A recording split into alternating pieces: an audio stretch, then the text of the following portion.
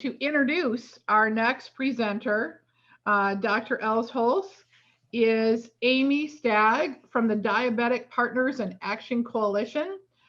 She's going to introduce Dr. Elsholz for his presentation on telehealth visits and diabetes, what's working and what's not. And while she's doing that, Crystal is going to share the DPAC link in the chat room so that if you're interested in learning more, you can go there and learn more about DPAC. And Dr. Triplett, you can turn on your audio and video at this time now also. Go ahead, Amy. Thanks. I'm sorry, Dr. Elsholz, turn on your audio and video. Okay. Perfect. Thank you. Good evening. I'm so pleased to join everyone tonight. As Tammy mentioned, I work with the Diabetes Partners in Action Coalition, otherwise known as DPAC. DPAC is a statewide coalition here in Michigan that's administered by the Michigan Department of Health and Human Services and the Michigan Public Health Institute. It was funded in 1977, and it's a partnership of individuals and organizations who are actively working to inform, motivate, and activate people in Michigan who have diabetes or those who work with people living with diabetes. Our coalition works to be a change agent both locally and statewide.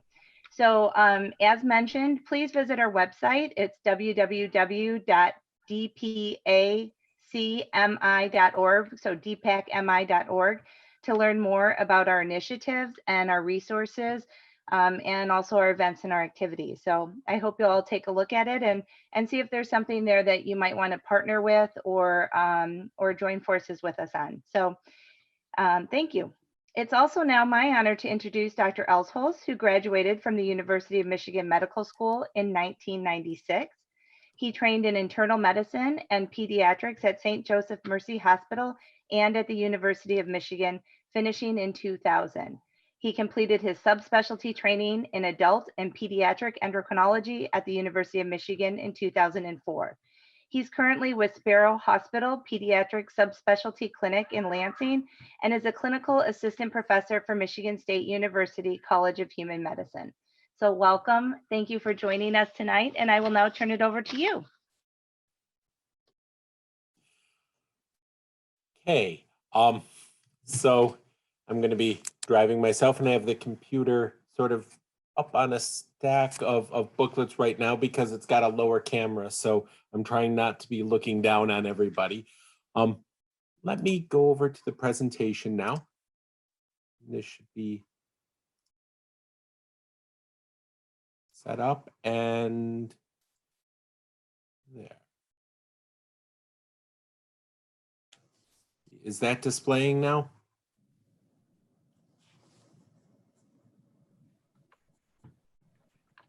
It is displaying. Okay, thank you. Thank you. All right, so what I'm talking about today is telehealth, and these have become, this has been around for years, and there's really nothing new as a concept, but recently it's become really very commonplace in a short order.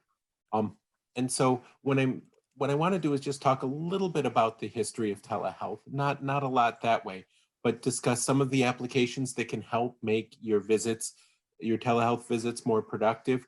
And then to try and get some feedback in that this is very new to a lot of us practicing. As an endocrinologist, my first telehealth visit was done as a phone visit and began 3 weeks ago. Then my first video visits were just yesterday.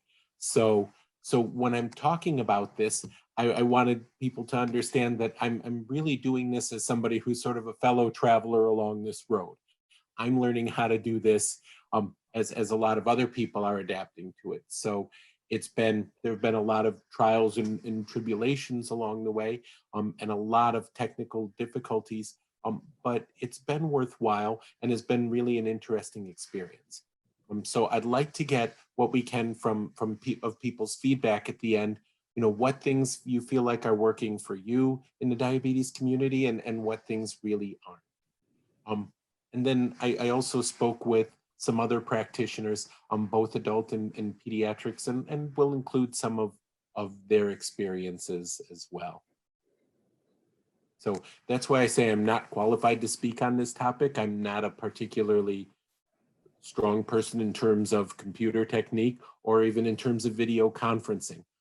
But I'm in this and learning as I go, and I'll try and share what I've learned with you, and I hope you'll do the same for me. So when we talk about telehealth or telemedicine, what we're really talking about is this use of digital technologies to deliver medical health education or public health information. And usually we talk about telehealth as the delivery of information, medicine being, when we talk about telemedicine, usually that's more the use of these same forms of information technology to provide clinical health care. So as physicians, it's a way that we can either reach further into communities we can't normally get to geographically, or right now, every community is one that we can't get to geographically. And the span of these different interventions really covers a wide range. So, you know, the initial telehealth was literally call somebody who knows more about this. When I started off as a fellow back at the University of Michigan in the early 2000s, I guess I really know hiding my age since they just shared my biography, but we would be on call, and you would get calls from hospitals in many different points in Michigan where they didn't have a pediatric diabetes program. And it would be from an emergency room doctor who understood diabetic ketoacidosis in adults, but didn't necessarily understand what needed to happen differently in children. And it would be, you know, helping them diagnose, helping them make sure that the child was adequately treated, sometimes transferring, sometimes discharging, sometimes follow-up. And so that was sort of the original telehealth, was just talking to people on the telephone. And this has a wide range of efficacy in that it can be very useful for some people. And telephone visits, and we're even seeing this in telehealth, sometimes can literally be phoning it in. So it can run a broad spectrum. Telehealth then has been used in conjunction with robotics to actually do some fascinating things in stroke care. I believe it's a health system out of California when I was reading on this, and actually having a robot that can help a practitioner cover multiple hospitals over a widespread geographic area, and actually help with performing the physical examination, with getting a history from the patient, and with deciding what things needed to be done, whether they needed thrombolytic therapy, whether they needed some kind of treatment for the stroke, whether a treatment was possible or advisable. The other part is that it allows for specialized care to reach many more locations. Right now we have some practitioners who travel all over and taking plane trips and such. And when there's a larger concentration of patients, that's possible. Where there's a smaller one, it allows for a little bit further reach. When I was in residency, they had, and so again, this was back in the 1990s, there were specialized tools, and you would get a call, and the practitioner wherever would come on the screen, and they would be able to show whoever was advising them what the eardrum looked like or what the back of the eye looked like, and could do remote care and help other physicians or other practitioners take better care of their patients. Now, in diabetes, we've been actually doing this for quite a while.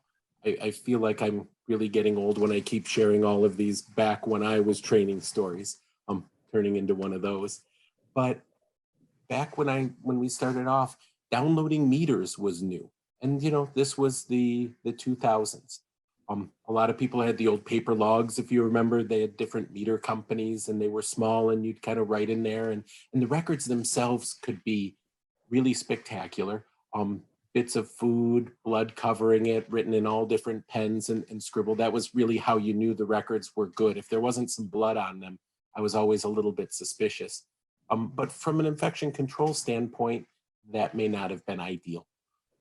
Also practicing in pediatrics, not all the records that were written down, all ending in 0 and 5 in the same pen, were necessarily true representations of what the blood sugar had been. So we had moved to downloading meters, and this is a form of telehealth. So it's really nothing, not that new. Downloading meters, In the early days, it would involve a lot of different cords in order to download the meter. Each type of meter had its own special cord. You had almost these octopus appearing contraptions that could find, you would have to find the right software, the right cord in order to download the particular brand of meter. And given the large number of brands of meters, that could be quite a daunting task. And now, and I'll talk about this a little bit more, but now we've gotten to where we were able to follow continuous glucose monitors in real time, just looking at your phone. So it's really, those types of technologies are all part of telehealth.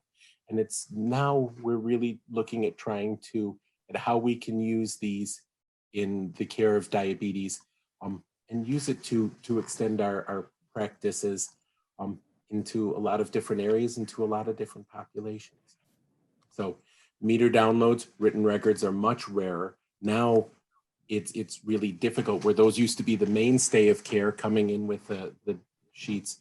Now I have seen a few in the last few weeks, but really that's actually a pretty rare thing.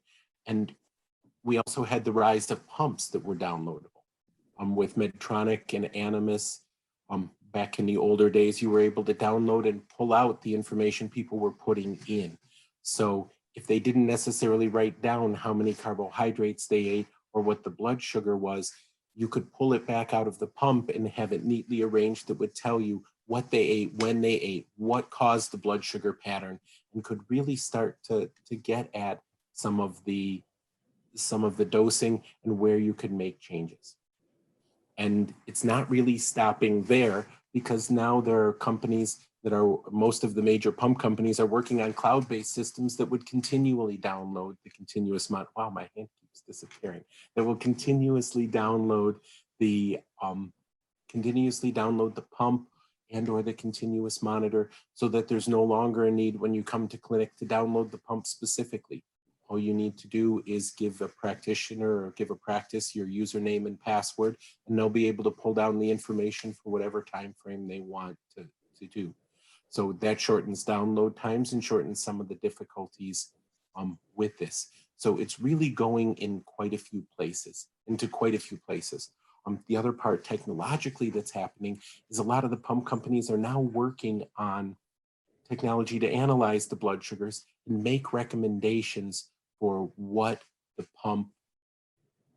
you can do, what changes that a practitioner can make in the pump, or what changes a patient can make in their pump in order to better treat their blood sugars. So that kind of analysis is also going to really change things, and is really part of the larger world of telemedicine.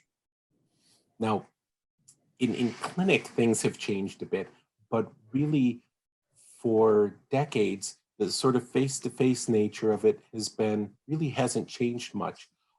But a lot of this changed with the recent outbreak in COVID. At that time, within a really remarkably short time frame, many practices mobilized to start to do telehealth, to start to deliver care over the phone, and then from there over video. There has been a sharp divide, which has now, with governmental action, actually started to come down, but there was a sharp divide in what was in the coverage regarding whether it was telephone communication or whether it included video. If it included video, the reimbursement was much higher. When it was just telephone, it tended to be less. Some of that is also now with time and with recognition of the importance of trying to care for people at home before they come into a hospital or clinic and avoid any exposure. And there's been more of a premium on that in a relatively short period of time. So some of the barriers to telehealth, because there's so many things about this that are really wonderfully convenient. To be able to sit, in your own house and have a visit with your doctor in the right clinical situation is a wonderful bit of technology. Well, one of the biggest barriers has always been insurance reimbursement.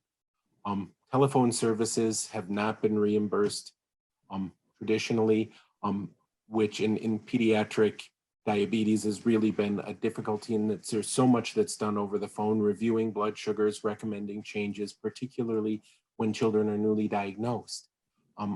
However, that part had not been covered prior to this.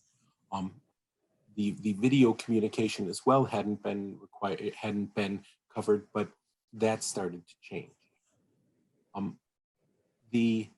Interestingly now, one of the difficulties is with this move towards telehealth. Some insurance companies have moved to add co-pays onto telehealth.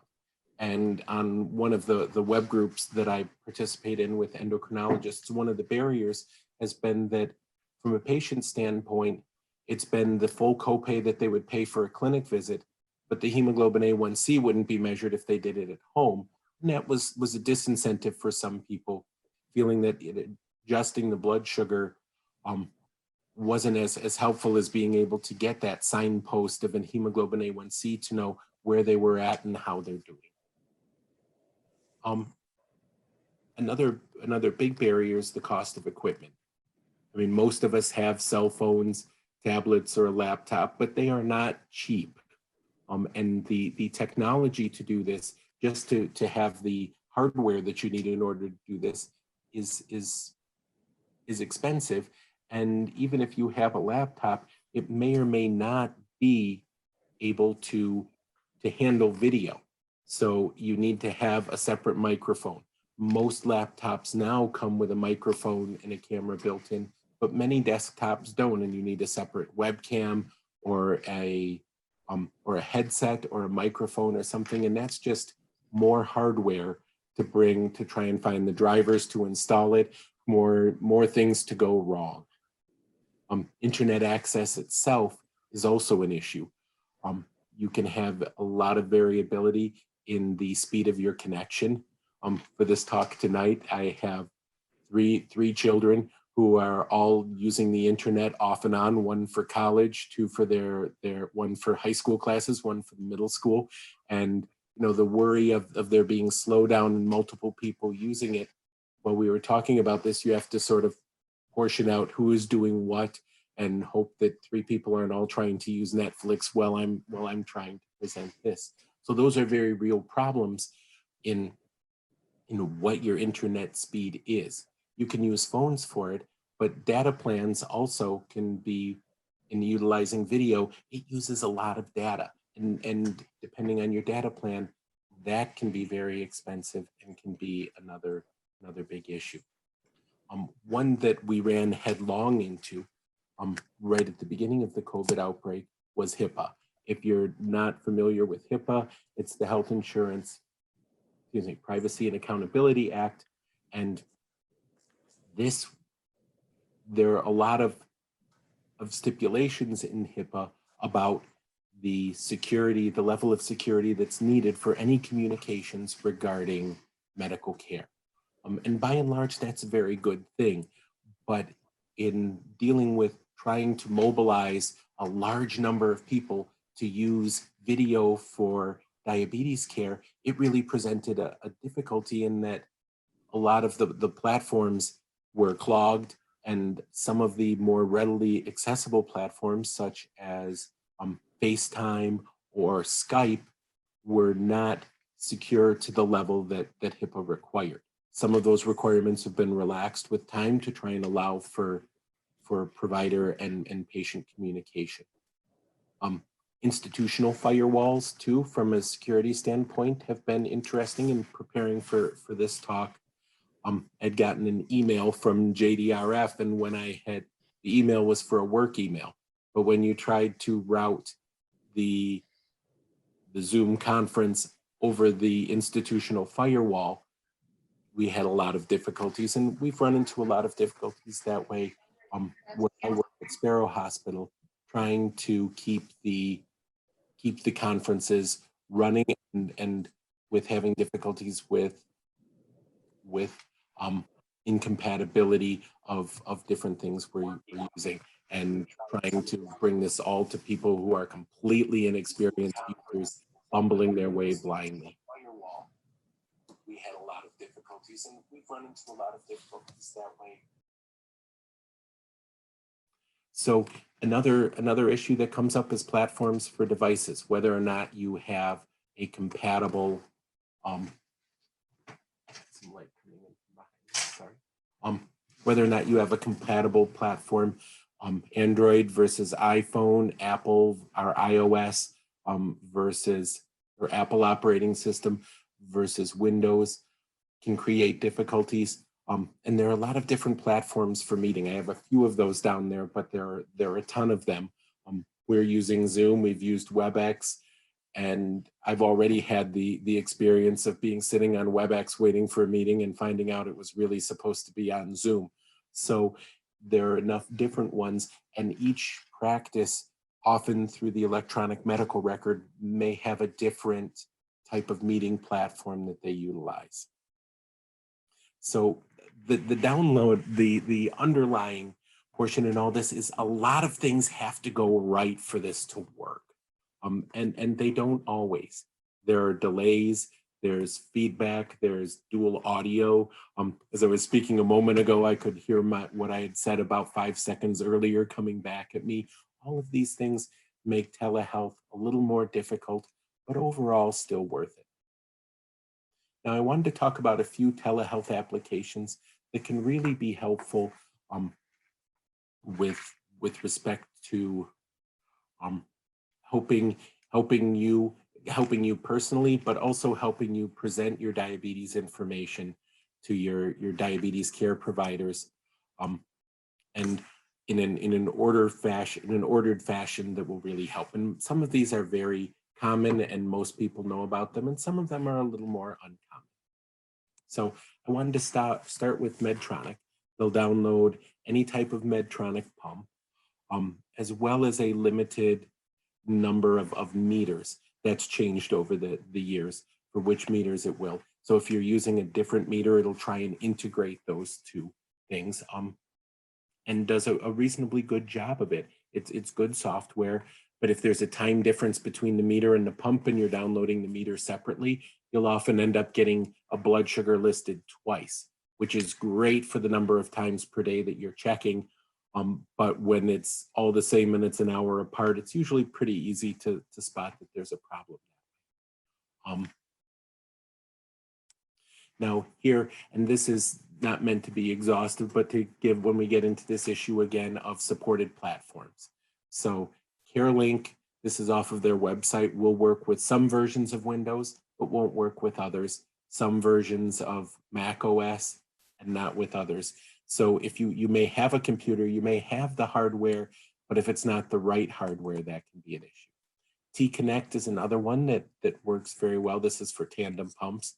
And again, we'll download the pump. We'll also download the continuous monitor. Medtronics will download their continuous monitor as well, not to short them.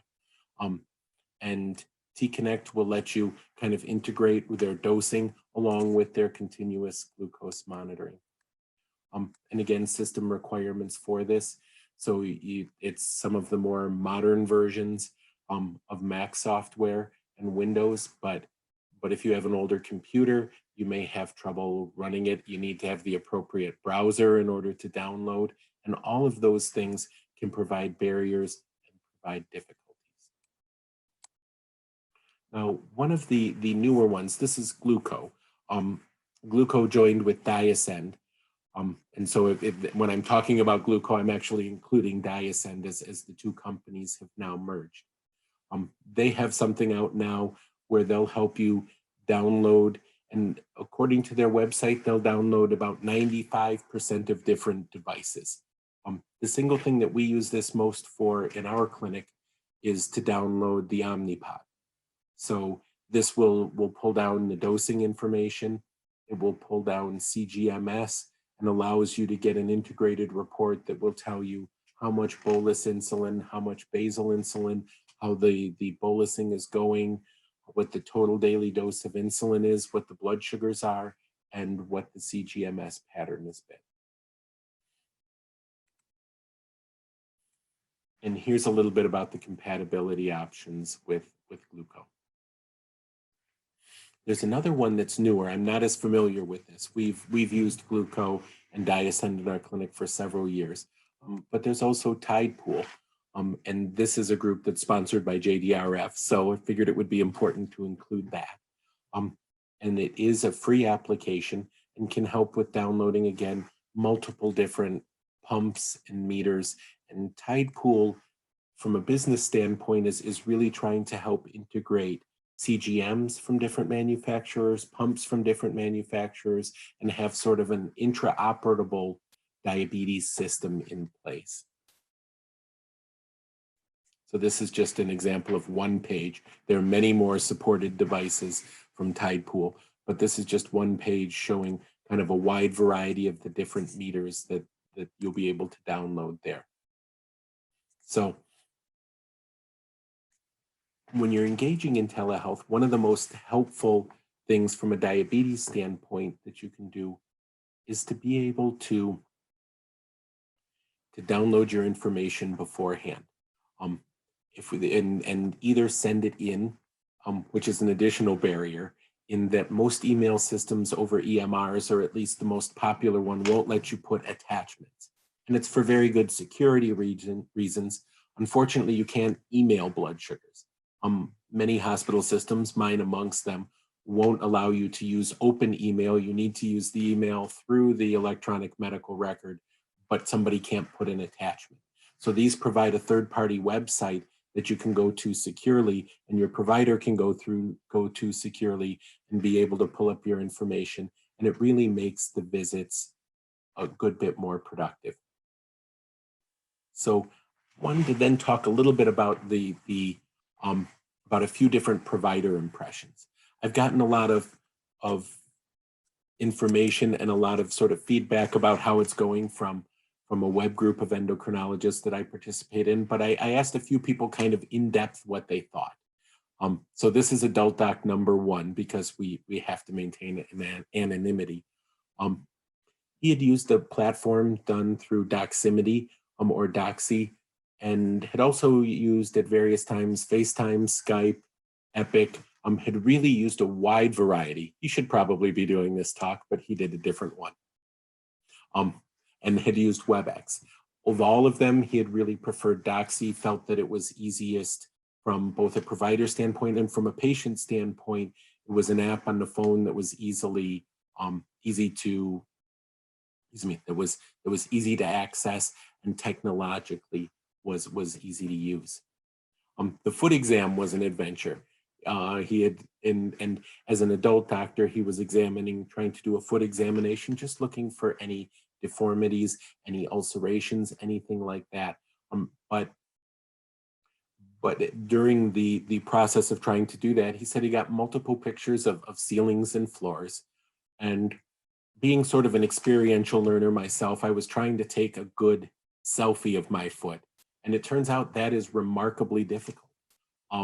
Trying to get a good focus, you need a lot of dexterity to get your foot into a position where you can photograph it, or move your phone and get a good selfie of your foot. Now, not recommending that you try it, but I mean, we've all got a lot of time right now.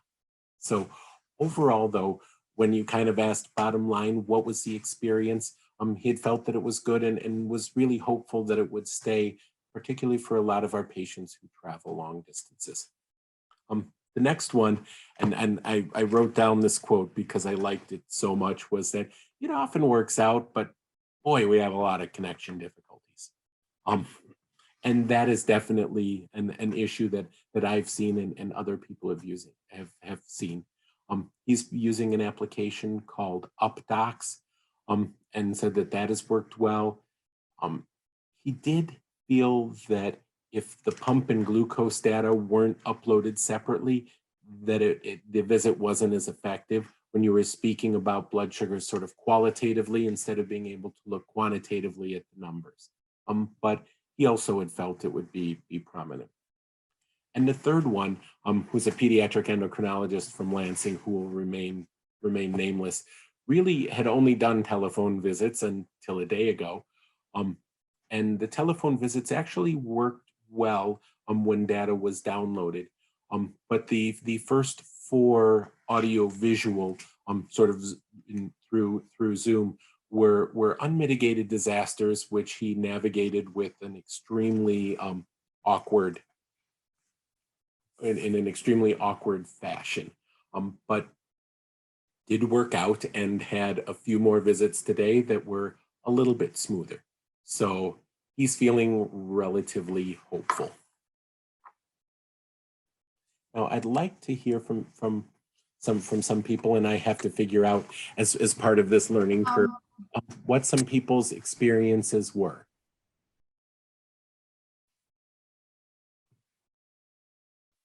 Do I need to stop? Dr. Elsholz, I will help you. Okay. Just give me 1 second and I will moderate for you. And Thank actually, you. Amy was going to join us also because there's a question in here that would be best answered maybe by her and I. Okay. But we'll go through these questions together. Okay. So, do you think we'll see more telehealth even after this COVID virus is over? I think so. I mean, the rapid mobilization of this, and there are so many other areas right now that have mobilized rapidly, but the rapid uptake of this was really pretty remarkable. And I don't think this genie is going back in the bottle. I think there are a lot of things about it that are good, and there are a lot of things about it that need work. But the short answer to the question is no, I don't think it's going away. And particularly, I think that from a provider standpoint, that, you know, we tend to be sort of conservative people in terms of what we do, and just being pushed off the cliff and into the cold water and learning to use it and that it wasn't so bad. I think there'll be much less provider resistance. I just don't know from an insurance standpoint if they'll kind of go back to being more resistant. But I think the provider stance on this will change significantly because, you know, we've gone through this and have learned to use it and gotten at least some level of bumbling awkwardness with it. Yeah, and I just want to put a note out there. I noticed that some of our attendees have raised their hand. If you could put your question in the Q&A area, we'd be happy to field that for you. You know, one person wrote that they would think that this kind of care would be great for our schools that don't have nurses. Do you think that would work in that type of arena? It can. I mean, certainly we're already doing that from the standpoint of telephone calls.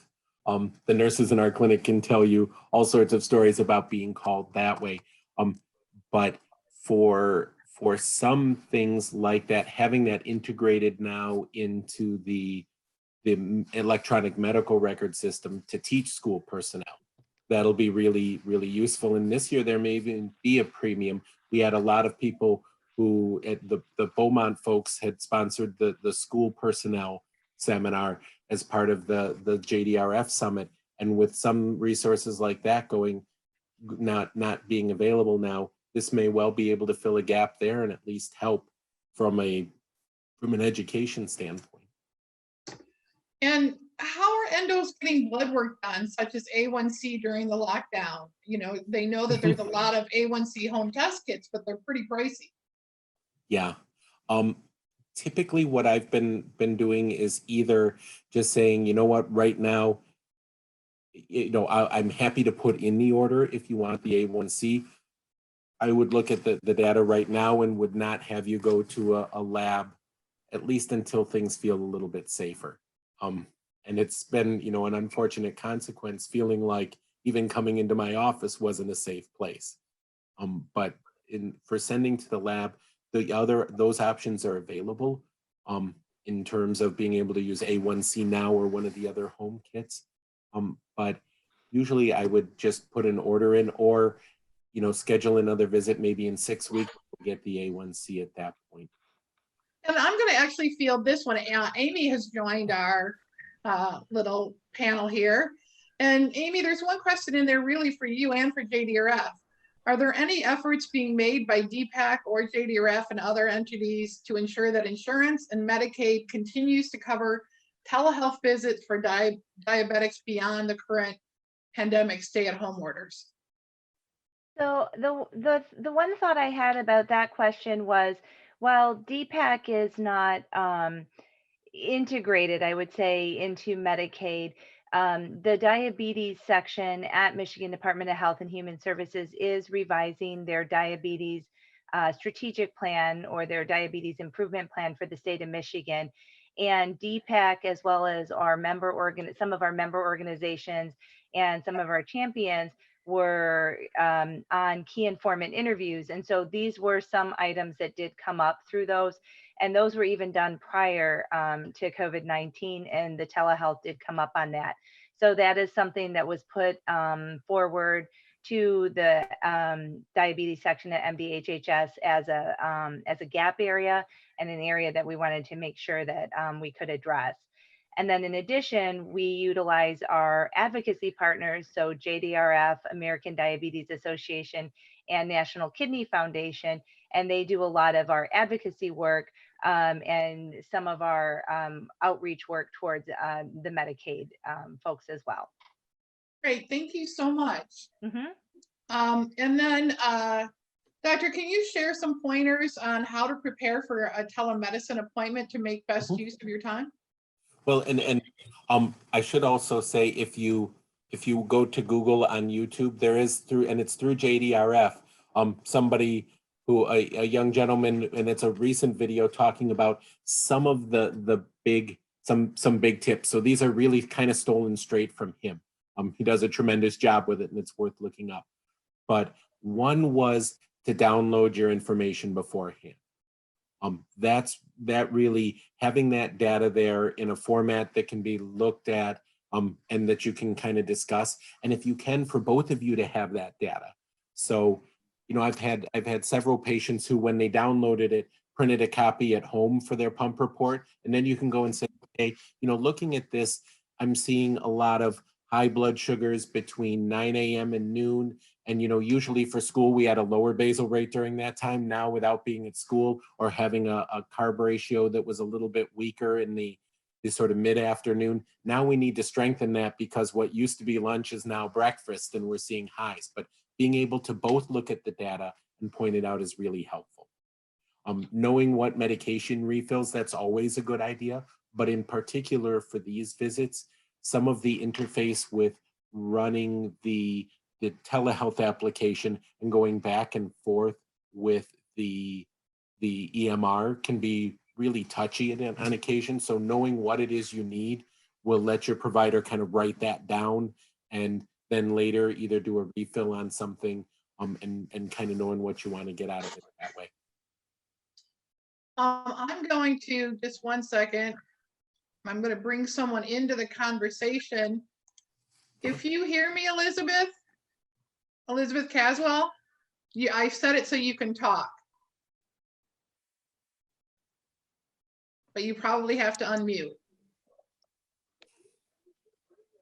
Did I get unmuted? Yeah, you got unmuted. I saw what you shared in the panel, so I saw that you, Elizabeth, by the way, is one of our board members. She's also a national speaker for JDRF, but apparently with her kids, she's had an experience with telehealth already, and I wanted you to share it.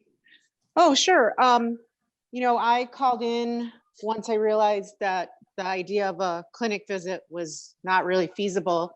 And we are seen at Michigan Medicine, and we were very quickly in pediatric endocrinology. We were very quickly scheduled for a telehealth visit.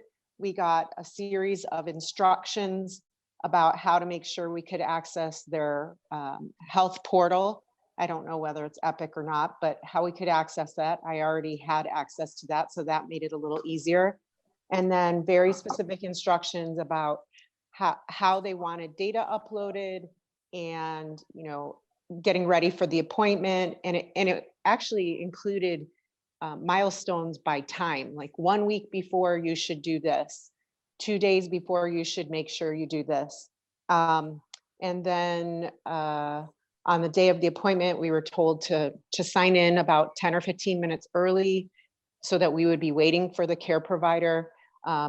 He came on immediately, on time. And it was first, it was nice to still have that face-to-face contact, you know, the friendly aspect of working with a pediatric endocrinologist who you've known for years, and doing all the sort of social greetings and interactions that make you feel like you're really cared for. And then he was able to look at numbers. It was a really good piece of advice that the presenter gave, of having a copy of your numbers next to you or having another device on which to look at them at, because my son was able to look at the patterns interactively with his physician. And then some changes were recommended and discussed, and they were made real time in his pump. And then after the visit was over, we got like a visit report that reflected all the changes that were made and such. I guess that was also entered into the health portal. And as the presenter mentioned, we just have the lab orders waiting for us for when there's a time that it's safer for my son to go get its tests. But we were able to use the glucose management index, which is an approximation of A1C that's a part of the Dexcom G6. And we felt like there was good progress being made since the last visit that we had in clinic. So all of those things were touched on, and it was very efficient. In fact, my son said, well, it took a lot less time than going into the clinic, so maybe we should do it this way every time. Yeah.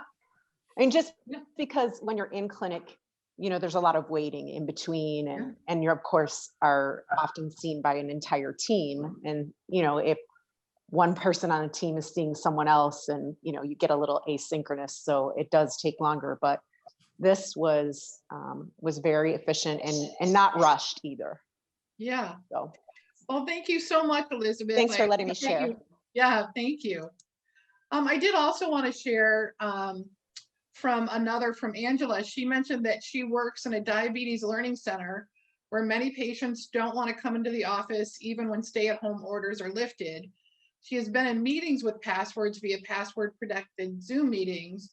She's hoping that she can keep seeing patients who really benefit from education, but she's concerned that insurance won't want to continue covering virtual benefits, and she'd like organizations like ours to come together to push for coverage. And what I'll say to that, Angela, I don't right now know exactly what we're doing in terms of advocacy, but I will definitely check with our advocacy person and look into that for you. I can tell you that as JDRF sees needs like that, that is the type of thing that we push for.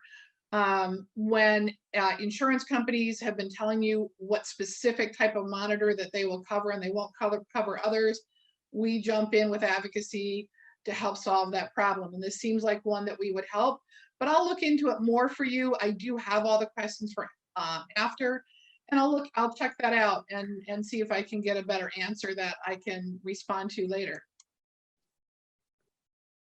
So how do you integrate needing to see additional healthcare people at the same visit, like a dietitian or a social worker? So at least, and this isn't an experience that we've had yet, although our dietitians actually have their own appointments. So that you can have the dietitian also make an appointment. It may be that you do like one with the provider at 1 o'clock and with the dietitian at 1:30, with the nurse or with the psychologist, depending on who is in your treatment team, and just making different appointments. They can be kind of scheduled back to back for convenience, but it is a little bit less efficient in that, depending on how the clinic is organized, if one finishes early, the next may or may not be able to go early. But a lot of those things exist in a physical clinic too. We're also being asked, are the A1C home test kits reliable to your knowledge? To my knowledge, they are. And it's more the expense associated with them, but they're reasonable. For patients on CGM, in particular, I'm actually kind of moving. A1C is still important, but really looking at the time in range is a more pertinent measure. So for my patients who are on continuous monitors, a large percentage of the time, I rely a little bit more on the time in range than on the A1C alone, but that's kind of, I'm getting a bit afield with my answer, my apologies. But the A1C kits, A1C now, are reasonably accurate, yes.